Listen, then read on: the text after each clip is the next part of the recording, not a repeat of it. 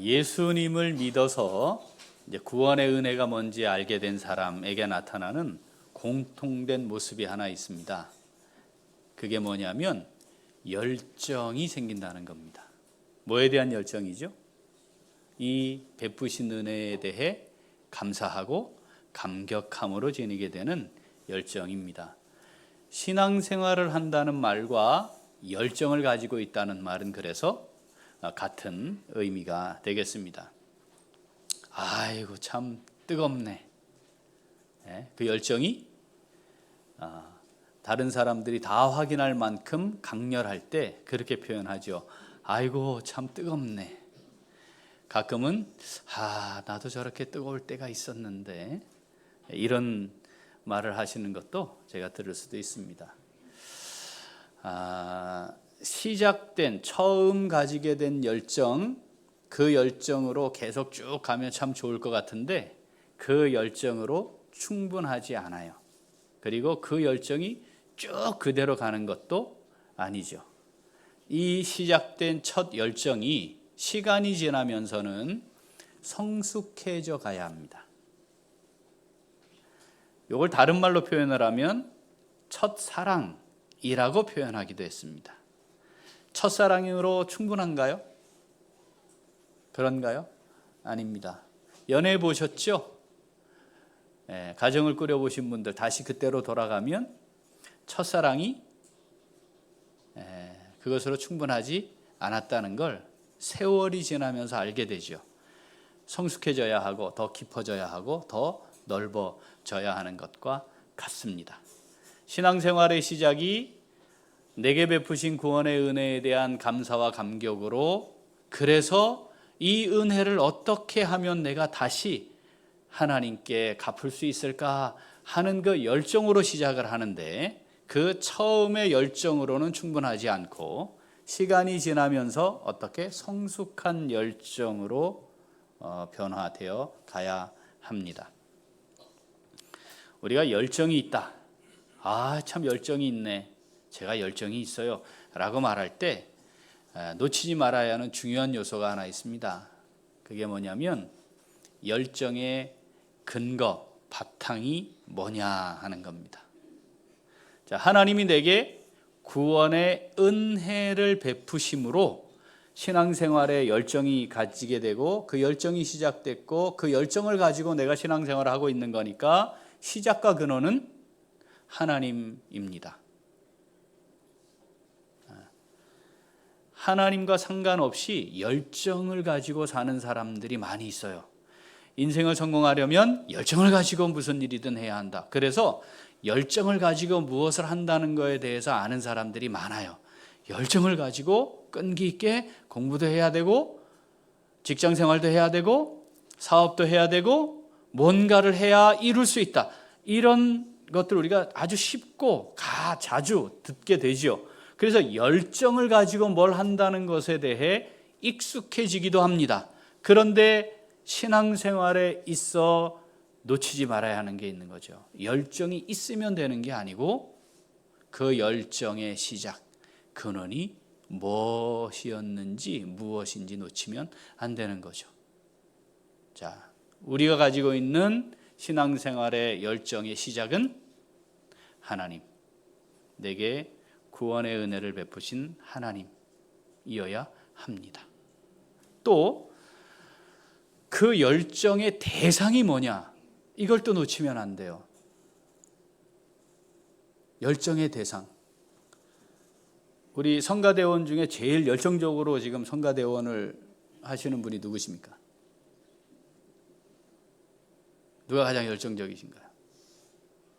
네. 자, 교회 성가대원 말고 외부에 있는 합창단에도 열정을 가지고 그 일을 하는 사람이 있어요. 그죠? 하나님을 찬양하는 것과 상관없이 노래를 하는 일인데, 합창 단원이 되는 일인데 열정을 가지고 하는 사람이 있어요. 무엇을 위한 열정이죠? 그건 내가 하고 싶어 하는 일에 대한 열정일 수 있어요. 내가 맡은 일은 어떻게든 잘해내야 되겠다라고 하는 생각에서 시작된 열정일 수도 있어요. 하나님을 향한 열정이 아니어도 열정을 가지고 일을 잘하는 모습은 얼마든지 가질 수 있습니다. 그러니까 하나님이 빠진 채 열정을 갖는 것이 교회에서도 그렇게 하면 신앙생활을 잘하는 것으로, 열정을 가지고 열심히 뭔가를 하는 것으로 오해할 수도 있다. 자, 그러니까 내가 지금 지니고 있는 신앙생활 가운데 열정의 근원은 하나님이다. 그리고 내가 지금 이렇게 열정을 가지고 하는, 왜 이 일을 하느냐 물으면 하나님을 위해서, 하나님 때문이에요 라고 그 열정의 대상이 하나님이 되어야 한다 하는 거죠. 이것이 점점 어떻게 이제 깊어져야 하고 폭넓어져야 하는 거죠. 그것이 성숙한 열정인데 성령께서 우리를 그렇게 이끌어 가시는 거예요. 자, 오늘 우리가 살펴볼 사도행전 9장에 있는 사울과 관련된 이 말씀은 그 성숙한 열정으로 나아가는 것이 어떤 건지에 대해 말씀을 합니다. 자, 사울이 다메섹으로 가다가 예수님 만났습니다. 예수님 만난 즉시 눈이 떠짐과 동시에 그가 뭘 했다고 그랬죠? 복음을 전했어요. 예수가 메시아 그리스도이심을 전했어요. 구주 되심을 전했어요. 그래서 광주리를 타고 도망을 쳐야 했습니다. 피신한 거죠. 얼마나 큰 열정이에요. 자, 조금 전까지 뭐 했어요, 사울이? 그 예수의 잔당들 때려잡겠다고 왔잖아요. 얼마 지나지 않았는데 다시 그런데 사람들에게 예수님이 진짜 메시아야 라고 하는 말을 하는 것은 이성적으로 생각해 보면 이게 제정신이 아닌 거잖아요. 야, 조금 전까지 내가 그거 때려잡으러 왔는 거 사람들이 다 아는데 내가 다시 나가가지고 예수님이 진짜 메시아예요, 구세주예요 라고 말하면 이 사람들은 어떤 생각을 할까? 뭐 이런 고민 정도 해보고, 와, 이거 내가 어떻게 그러면 해야 되지? 이런 게 따져지지 않은 거예요. 그냥 이 모든 걸 덮고 가서 그냥 쳐내야 되는 거예요. 이 불붙는 열정을 제어할 수가 없는 거였죠.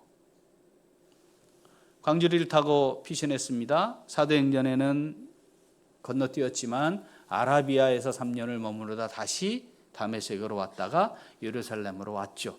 그 시간이 지나는 동안 이제 이 열정이 좀 식어야 되는 거 아니에요? 그렇잖아요. 그 주님을 만났을 때 그 뜨거움, 어떻게 주체할 수 없는, 이게 좀 식어야 정상 아니에요? 네. 남자들이 군대 갈 때 정리하고 가야 되는 게 있습니다. 뭐죠? 애인입니다. 네. 제가 군목으로 있으면서 수없이 많이 봤거든요. 그래서 요즘은 지혜롭게 미리 정리해요. 어차피 우리 깨질 거니까 정리하자 하고 정리해요. 뭐죠? 안 보이면, 시간이 흐르면 그 사랑이 식어진다, 뭐 이런 거 아니겠어요? 복음을 위해 사는 것, 지금 뭔가를 하고 있고 뭐 이렇게 되면 그 열정이 계속 타오를 수 있겠지만 시간이 흐르고 나면 그렇지 않게 되는 것이 일반적인데, 자, 예루살렘으로 사울이 갔습니다. 제자들이 받아들일 수 없었지만 바나바에 의해 이제 제자들과 함께 있게 됐습니다. 자, 사도행전 9장 28절 읽어보죠. 사울이 제자들과 함께 있어 예루살렘에 출입하며. 자, 이러면 이제 뭐 해야 돼요? 뭐 해야 돼요? 잘 살펴야지. 그리고 다메섹에서 한번 실패를 경험했으니까 그 사이에 시간이 흐르는 동안 이 열정이 좀 식을 수도 있었을 것 같고, 그러면 이제 많은 생각을 하지 않았겠어요? 내가 이렇게 처량하게 다 광주리를 타고 내려와서 도망을 가야 되고, 야, 이거 이대로 했다가는 또 이런 상황이 발생할 수도, 뭐 이래야 되는 거 아니냔 말이죠. 29절. 또 주 예수의 이름으로 담대히 말하고 헬라파 유대인들과 함께 말하며 변론하니 그 사람들이 죽이려고 힘쓰거늘. 다메섹에서 일어났던 일과 똑같은 일이 있었고 상황이 벌어진 거예요. 죽이려고 하는 자리에까지 이르렀습니다. 자, 사울의 열정이 그때의 열정과 전혀 다르지 않은 열정이었다는 것을 우리는 여기까지 해서 알 수 있어요. 어떤 마음이었을까요? 사울은 어떤 마음이었을까요? 한시가 아깝잖아요. 한 1분 1초가 아깝잖아요. 모르고 있는 저 사람들에게, 나처럼 살아가고 있는 저 사람들에게 어떻게든 이걸 전하고 싶은 그 열정으로 활활 타오르고 있는 거죠. 그리고 그렇게 해야 된다라고 하는 분명한 자기 확신이 있었습니다. 그런데 결국 30절 읽어보죠. 형제들이 알고 가이사라로 데리고 내려가서 다소로 보내니라. 예루살렘에 있는 사람들, 유대인들마저 이 사울을 죽이려고 했고 결국은 다소로 다시 피하게 됩니다. 자, 요 상황을 놓고 보면 사울은 주체할 수 없는 열정 때문에 실패한 것처럼 보여집니다. 그렇지 않나요? 아니, 다메섹에서 한번 그랬으면 조심해야지. 그리고 어떻게 할 건가 지혜롭게 해야지. 왜 이렇게 무모하게 또 똑같은 상황을 만들어? 왜 그러는 거야 도대체? 하면서 제자들이 보냈는지도 모르겠어요. 이 기록만 보면. 그런데 바울이 나중에 요때의 상황을 복음을 전하며 쭉 진술을 한 기록이 사도행전에 있습니다. 자, 이 상황이 어땠는지 보겠습니다. 사도행전 22장 17절. 후에 내가 예루살렘으로 돌아와서 성전에서 기도할 때에 황홀한 중에, 후에가 뭐예요? 다메섹에서 그 사건이 있은 후에 예루살렘으로 온 겁니다. 지금 어디로 갔대요? 성전에 갔고 기도하는데 황홀한 중에 18절. 봄에 주께서 내게 말씀하시되 속히 예루살렘에서 나가라. 그들은 내가 내게 대하여 증언하는 말을 듣지 아니하리라 하시거늘. 뭐가 있었어요? 하나님의 말씀이 있었던 거예요. 뭐 하라고요? 예루살렘 그들 거기 있는 사람들 네 말 안 들을 거니까 빨리 예루살렘을 나가라 그랬더니 19절. 내가 말하기를, 여기 내는 누구예요? 바울이죠. 사울이죠. 그죠? 자, 내가 말하기를 주님, 내가 주를 믿는 사람들을 가두고 또 각 회당에서 때리고 또 주의 증인 스데반이 피를 흘릴 때 내가 곁에 서서 찬송하고 그 죽이는 사람들의 옷을 지킨 줄 그들도 아나이다. 무슨 얘기예요? 예루살렘에 있는 사람들이 제가 얼마나 박해를 했는지 다 알고 있어요. 그러니까 주님, 오히려 제가 전하면 저 사람들이 이야, 저 사울 저 사람이 아니 저렇게 변했단 말이야? 아니 저 사람이 예수님을 만났단 말이야? 이야, 저 사람이 증거하는 걸 들어보니 진짠가 보다 할 겁니다. 요 얘기예요. 아니 그럴 거라니까요, 주님. 자, 21절. 나더러 또 이르시되 떠나가라. 내가 너를 멀리 이방인에게로 보내리라 하셨느니라. 아멘. 다소로 가는 과정에 요게 있었던 거예요. 예루살렘에서 속히 나가라, 떠나가라. 지금까지는 사울이 구원의 은혜와 그 감격 가지고 내가 주를 위해 살겠노라고 뜨거운 열정으로 지금 이 뭔가를 하고 있지만 이제부터는 어떻게? 성령의 인도하심을 따라 그 열정이 더 깊어지고 넓어진 열정으로 변화되는 과정을 거쳤다는 걸 말씀을 하고 있는 겁니다. 처음 지니게 됐던 열정, 그리고 내가 생각하고 있는 대로가 아닌 주님의 뜻과 계획에 따른 주님의 인도하심에 따라 주를 위해 살아가는 열정으로 변화되는 과정인 거죠. 다소에 가서 뭐 했나요? 다소에 가서 주님과 교통했습니다.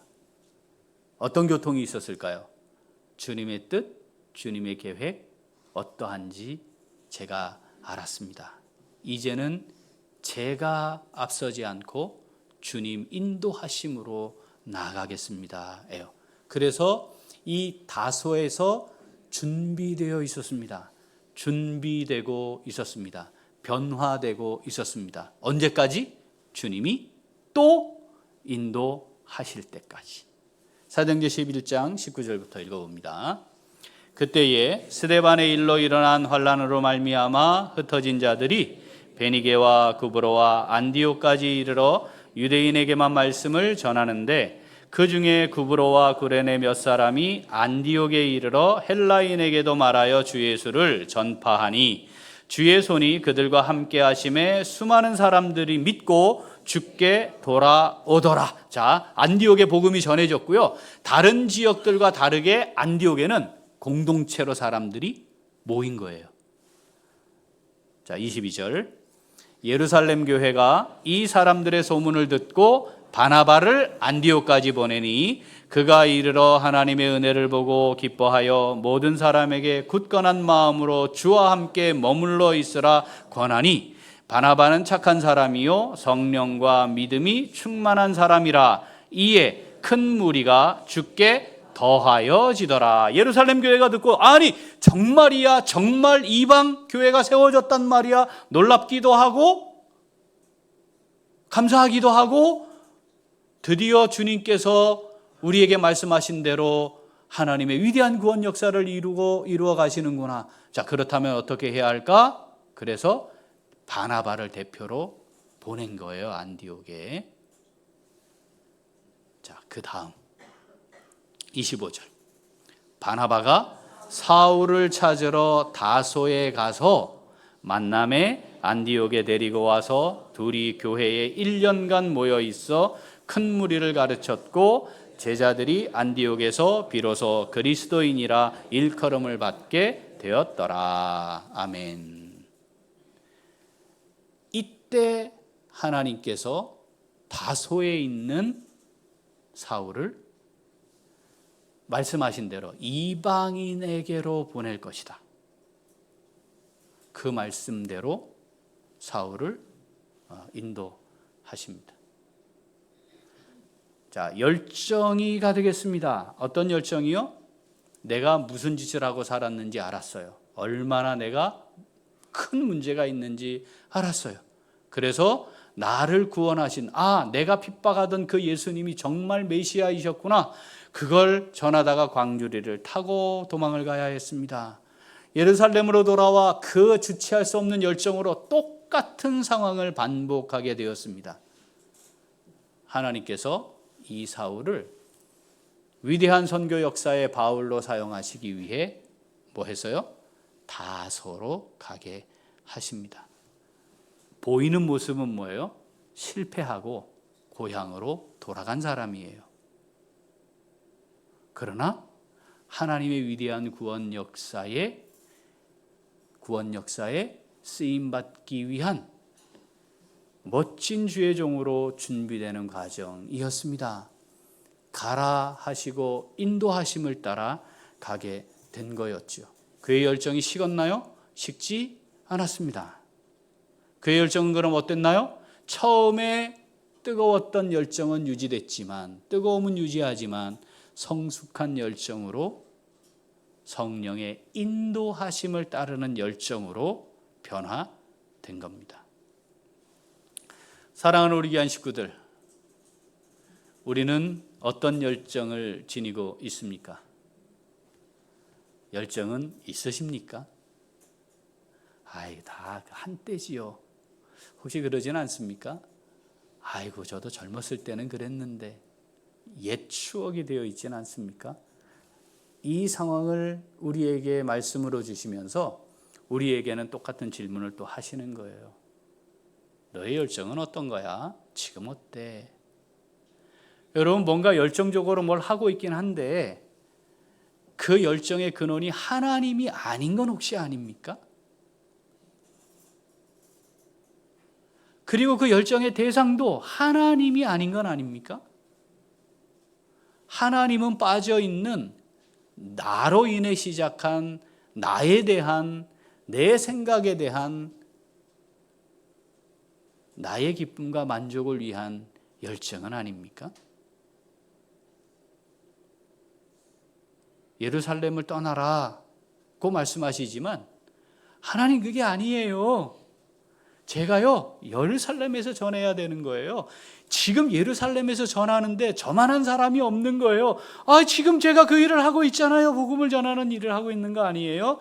라고 하는 하나님의 뜻과 계획과는 다른 그 열정을 가지고 뭔가를 하고 있는 건 아닌가요?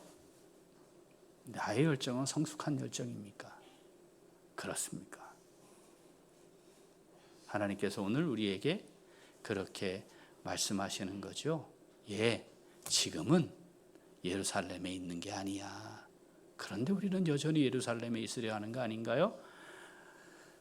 다소에 가서 기다리고 있어야 하는 시점인데 또 그곳에서 기다리지 못한 채 하나님의 인도하심과 상관없이 나의 열정을 가지고 무엇을 하려고 하는 것은 아닙니까? 오늘 우리에게 말씀하시는 겁니다. 오늘 이 말씀 우리에게 주신 말씀인 줄 믿습니다. 자, 어떻게 해야 할까요? 같이 읽습니다.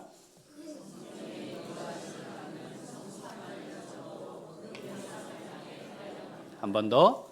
성령의 인도하심을 받는 성숙한 열정으로 부름의 상을 향해 달려갑니다. 자, 우리의 신앙생활의 모습은 다양할 수 있어요. 그런데 그 신앙생활의 의미는 똑같습니다. 그건 하나님을 섬기는 것입니다. 모양은 다양하고 형태도 다양하고 있는 자리도 다양하고 양상도 다양하지만 똑같이 그 의미, 추구하는 것은 하나님을 섬기는 것입니다. 무엇을 하는가 다를 수 있어요. 어떻게 하느냐 다를 수 있어요. 우리 다 다를 수 있어요. 그렇지 않아요? 무엇을 할 거냐 다를 수도 있고요. 이걸 해야지 그걸 해요? 이럴 수도 있어요. 어떻게 하느냐 이렇게도 하고 저렇게도 하고 그렇게도 할 수 있는 거예요. 이거 다 다를 수 있어요. 그런데 하나는 똑같아야 해요. 하나님을 위하여 하는 겁니다. 그런데 이 일을 열정을 가지고 뭐를 이렇게 하려고 하다가 보면 가끔 이 하나님을 놓쳐요. 그러면 하나님을 섬기는 것이 아니고 나를 섬기는 것이 되기도 하고 다른 어떤 대상을 섬기는 것이 되기도 합니다. 하나님을 위하여 하는 것이 아니고 나를 위하여 하거나 다른 어떤 것을 얻기 위해 하는 것이 될 수도 있습니다. 그것은 성령의 인도하심을 받는 열정으로 주를 위해 하는 게 아닐 수 있습니다. 열심히 하는 것처럼 보여지긴 하지만 아닐 수도 있습니다. 오늘 우리가 읽은 빌립보서의 말씀은 바로 성숙한 열정을 가지고 하는 것이 어떤 것인지, 성령의 인도하심을 받으며 성숙한 열정을 가지고 하나님의 사람으로 살아가는 신앙생활이 어떤 것인지에 대해 아주 정확하게 말씀하세요. 빌립보서 3장 12절 읽어봅니다. 내가 이미 얻었다 함도 아니요 온전히 이루었다 함도 아니라 오직 내가 그리스도 예수께 잡힌 바 된 그것을 잡으려고 달려가노라. 아멘. 잡힌 바 된 걸 잡으려 하는 거예요. 내가 잡고 싶은 걸 잡으려 하는 게 아니에요. 잡으려고 하는 거, 요건 똑같아요. 잡으려고 하는 건 똑같아. 이거 열정을 가지고 해야지. 엉터리로 대충 그냥 그렇게 해서 되는 게 없어요. 열정으로 잡으려 해야지. 그런데 그리스도 예수께 잡힌 바 된 그걸 잡으려고 해야 된다는 거예요. 잡히셨습니까? 잡혀 계십니까? 주님이 나를 잡으셨기 때문에, 잡고 계시기 때문에, 나를 통해 나를 잡고 그걸 하고 싶어 하기 때문에 내가 그걸 하려고 하는 겁니다. 이게 분명해야 합니다. 13절 형제들아 나는 아직 내가 잡은 줄로 여기지 아니하고 오직 한 일 즉 뒤에 있는 것은 잊어버리고 앞에 있는 것을 잡으려고 표대를 향하여 그리스도 예수 안에서 하나님이 위에서 부르신 부름의 상을 위하여 달려가노라. 아멘. 표대를 보고 가는 겁니다. 무엇이 표대예요? 그리스도 예수께 잡힌 바 된 그것이 표대입니다. 그걸 잡으려고 하는 이유는 뭐래요? 부름의 상이 있음을 믿기 때문이다 입니다.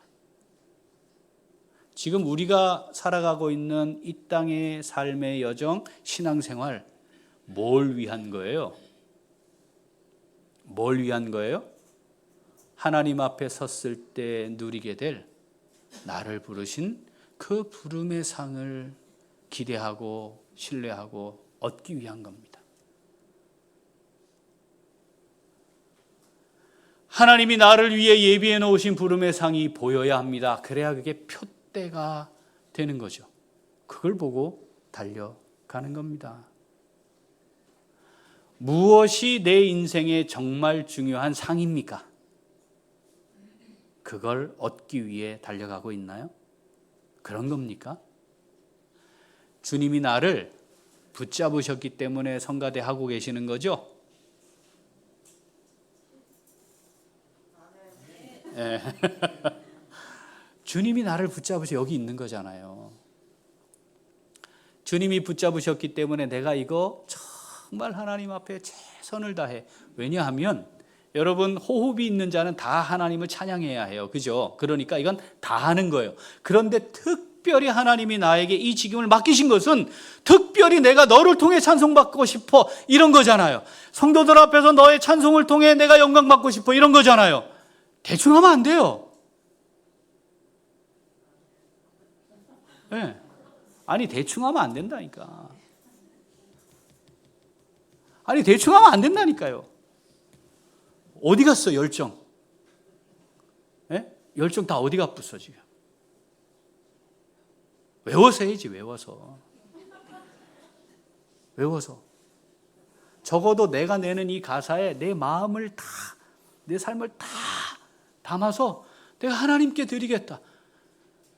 아니 이 열정 어디 갔냐고. 이 열정. 열정은 있는 거죠? 예. 열정은 있으나 안 헤어지니 뭐 이거 어떡하겠어요. 제가 충분히 이제는 제가 한 15년 전만 해도요 이거 이해가 안 됐거든요. 왜냐하면 내 경험을 못했으니까. 지금은 다 이해가 됩니다. 예. 그 열정은 식지 않은 거죠. 그 마음은 다 담겨 있는 거죠. 그래야 하는 거죠. 노래를 하고 싶어서 여기 있을 수도 있고요. 노래를 잘하니까 여기 있을 수도 있어요. 노래를, 음악을 좋아하니까 여기 있을 수도 있어요. 사람들 앞에 서서 내가 노래하고 있는 거 보여주는 게 기뻐서 그 일을 할 수도 있어요. 잘은 못하지만 그래도 나 그거 하고 싶어요 해서 할 수도 있어요. 그런데 그리스도께 잡힌 바 되었기에 제가 여기에 있습니다. 요걸 놓치면 안 되는 거죠. 얼마든지 그런데 할 수 있는 거다 이 말이죠. 하나님을 위하여, 그렇습니까? 하나님을 위하여, 하나님을 위하여, 하나님을 위하여, 하나님을 위하여. 하나님 제게 베푸신 이 은혜가 너무나 커서 제가 하나님을 위하여 뭔가를 하지 않고는 견딜 수가 없어요. 그게 말이 돼요? 어떻게 제가 이 은혜를, 이 놀라운 은혜를 받았는데 어떻게 내가 그냥 이렇게 있을 수 있단 말입니까? 이건 말이 되지 않잖아요. 내가 다시 살았는데. 하나님을 위하여, 하나님을 위하여. 그런데 당연히 해야 할 일인데 하나님이 상까지 예비해 놓으셨다 하니 어떻게 이 길을 안 달려갈 수 있냐 이 말입니다. 지금 그 말씀을 하고 있는 거예요. 예, 너를 위해 내가 예비한 상이 있어. 너가 너를 그냥 부른 거 아니야. 불러다 놓고 얘따 너 여기 있어라 하고 끝난 게 아니야. 내가 너를 인도해 갈 것이고 너를 위해 예비한 상을 준비해 놓고 있는 거야. 이걸로 따라가야 되지 않겠니라고 말씀하시는 거죠. 제가 중3 때 하나님의 부름을 받아서 목사가 되기로 결정한 이후부터 지금까지 목사 된 것을 후회해 본 적이 한 번도 없습니다. 내가 목사를 안 할 걸. 이런 생각을 해본 적은 한 번도 없어요. 울산남교회 담임 목사는 아이고 그만둬야 되겠다. 이 생각은 많이 했어요. 잘 아시잖아. 그죠? 너무 괴롭고 힘드니까. 그런데 있어야 하는 이유는 뭐라고요? 그리스도 예수께 잡힌 바 된 거니까. 그런 거예요. 그런 거. 적어도 이 땅의 삶이 끝나는 그날 하나님 앞에 딱 섰을 때 부끄럽지 않고 싶어요. 허물도 있고 문제도 있겠지만 이 땅에 있는 부름의 상과 비교할 수 없는 가치 없는 그것 때문에 부름의 상을 잃는 짓은 하고 싶지 않습니다. 그렇게 지금까지 살았고 앞으로도 그럴 겁니다. 보이는 모습이 어떠한지 그건 그 모습도 좋으면 좋겠지만 그러나 하나님 앞에서 제가 가지고 있는 이 삶의 기준과 원칙은 지금까지 바뀌지 않았고 앞으로도 바뀌지 않을 겁니다. 사랑하는 우리 귀한 식구들, 부름의 상 보고 계십니까? 그걸 잡으려고 달려가는 것이 이 땅의 우리 신앙생활의 여정임을 꼭 기억, 또 살피고 기억하셔야 합니다. 바울이 이때에 열정이 있었는데 마지막 순간에는 어땠나요? 그 열정이 식지 않았고 성숙한 열정으로 바뀌었습니다. 사도행전 20장 24절 읽어봅니다. 내가 달려갈 길과 주 예수께 받은 사명 곧 하나님의 은혜의 복음을 증언한 일을 마치려 하면은 나의 생명조차 조금도 귀한 것으로 여기지 아니하노라. 아멘. 성숙한 열정으로 바뀌었습니다. 어떻게요? 내 생명도 조금도 귀한 것으로 여기지 않는다. 왜? 내게 주신 그 사명을 감당하는 것은 내가 하는 것이 아니고 성령이 나를 인도하심에 순종하기 때문이다라는 거죠. 내 뜻대로, 내 느낌과 내 기분대로 나를 위해 이게 자리하는 순간 힘들어져요. 사탄은 가만히 있을까요? 절대로 가만히 있지 않습니다. 그걸 계속 찌르겠지요. 힘들잖아, 고되잖아, 너만 그렇지, 왜 그렇게 살아? 아이고 고생이다야. 위로하는 척하면서 언제든지 내가 결정할 수 있는 거죠. 기분 나쁘면 안 하면 그만이에요. 하기 싫으면 안 하면 그만이에요. 내 뜻과 다르면 관두면 그만이에요. 교회를 어떻게 세워가야 하는지, 교회의 덕이 되는 것은 어떤 것인지 이건 중요해지지 않게 됩니다. 잠깐 바르르 끓고 사라지는 수증기 같은 것이 아닙니다. 뚜껑은 덮여 있지만 펄펄 끓고 있지만 그 안에 있는 것들을 푹 고아서 삶아내는 것 같은 우리의 열정이 성숙한 열정으로 나아가야 합니다. 사랑하는 우리 귀한 식구들, 2024년은 어떻습니까? 하나님이 허락하신 올 한 해는 어떤 모습으로 주님 앞에 서기를 원하십니까? 성령의 인도하심 가운데 살아가고 있으신가요? 하나님의 부름으로 내가 여기 있음을 인정하시는가요? 내가 그리스도께 잡혀서 내가 여기 있음을 인정하시는가요? 그렇다면 그것이 우리 신앙 여정의 표대가 되면 좋겠습니다. 부름의 상이 있을 겁니다. 하나님 앞에 서는 그날이 올 텐데 우리 그때 하나님이 나를 위해 예배해 놓으신 이 세상의 것과 비교할 수 없는 썩지 않고 더럽지 않고 쇠하지 아니하는 영광스러운 부름의 상 풍성하게 받아 누릴 수 있는 우리 모두가 될 수 있기를 소원합니다. 아멘. 기도하겠습니다. 하나님 아버지 감사합니다.